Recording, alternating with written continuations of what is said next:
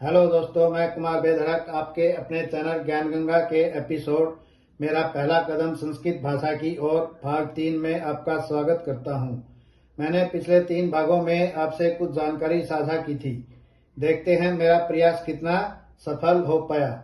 मैं कुछ प्रश्न पूछ रहा हूं, इनके उत्तर एपिसोड के अंत में दूंगा।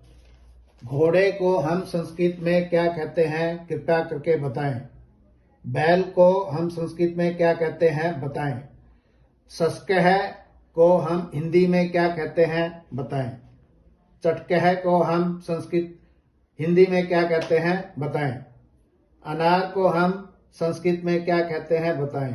ऊंट को संस्कृत में क्या कहते हैं, बताएं। चावल को संस्कृत में क्या कहते हैं, बताएं। उड़द को संस्कृत में क्या कहते हैं। गेहूं को संस्कृत में क्या कहते हैं। मक्का को संस्कृत में क्या कहते हैं। पटोलह को हिंदी में क्या कहते हैं। अजगंधह को हिंदी में क्या कहते हैं। अच्छा दोस्तों, आज का एपिसोड हम शुरू करते हैं। इसमें मैं अभी आपको कुछ पेड़ों के संस्कृत में नाम बताने वाला हूं। बरगद को हम संस्कृत में कहते हैं वटह, या इसको हम प्रकटी भी कहते हैं।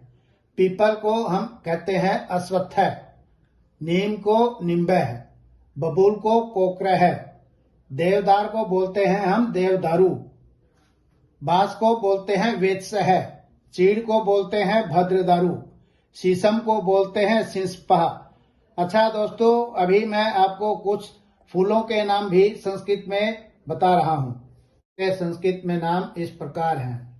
गुलाब को हम संस्कृत में बोलते हैं पाटलम, कमल को बोलते हैं उत्पलम, सूरजमुखी को बोलते हैं दिवाकरः, गेंदा फूल को बोलते हैं स्थल पद्मम, मोगरा को बोलते हैं मल्लिका, जूही को बोलते हैं यूथिका, चंपा को बोलते हैं हम चंपकम, ढेलिया को बोलते हैं दालिया पुष्पम, अमलतास को बोलते हैं व्याधिघात, नरगिस को बोलते हैं नरगिस पुष्पम, रात रानी को बोलते हैं रजनीगंधा। अभी मैं आपको कुछ मसालों के नाम संस्कृत में बताने वाला हूँ। अजवाइन को संस्कृत में बोलते हैं अजमोदह, इलायची को संस्कृत में बोलते हैं एला, काली मिर्च को बोलते हैं कोलक्कम, जीरा को बोलते हैं जर्णम, धनिया को बोलते हैं धन्यकम, हल्दी को बोलते हैं हरिद्रा, मेथी को बोलते हैं गंध बीजा, राई को राजिका, लौंग को देवकुसुमः, सौंफ को मधुरा, सुपारी को पूफलम, तेज पत्ता को तेज पत्रम। दोस्तों, मेरे द्वारा दी गई जानकारी आपको कैसी लगी, मेरे को अपने लाइक कमेंट करके अवश्य अवगत कराएं। आपका लाइक और कमेंट और शेयर ही हमारी मेहनत का फल है। कृपया करके मेरे चैनल को सब्सक्राइब भी अवश्य करें। जय हिंद, जय भारत। दोस्तों, एपिसोड के शुरुआत में मैंने आपसे कुछ प्रश्न किए थे, उनके उत्तर मैं अभी आपको दिखा रहा हूं। इन उत्तरों को अपने उत्तरों से कृपया करके मिलाएं और मेरे को बताएं कि आपके कितने उत्तर सही हैं, ताकि मेरे को पता लगे कि मेरा प्रयास कितना सफल हुआ है। उत्तर इस प्रकार हैं। घोड़े को हम संस्कृत में घोटकह बोलते हैं, इसको हम अश्वह भी बोलते हैं। बैल को हम वृषभः बोलते हैं।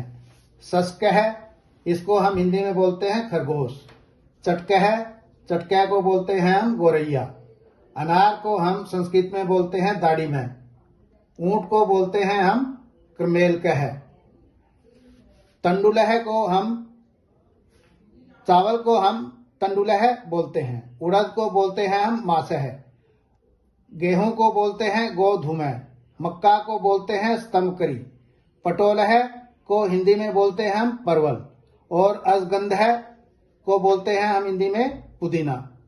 इन उत्तरों को अपने उत्तरों से मिला के कृपया करके मेरे को बताएं आपके कितने उत्तर सही हैं, ताकि मेरे को ये पता लगे मेरा कितना प्रयास सफल हुआ है। दोस्तों, प्रयास करने से ही हम संस्कृत में पारंगत होंगे। धीरे धीरे होंगे, पर अवश्य होंगे। कृपया करके अपना श्रम इसमें ना थोड़ा थोड़ा लगाएं और जो है संस्कृत में पारंगता को हासिल करने की कोशिश करें, क्योंकि कहते भी हैं कर्मेण ही सिद्धंति कार्याणि न मनोरथै न ही सुप्तस्य सिंहस्य प्रविशन्ति मुखे मृगा।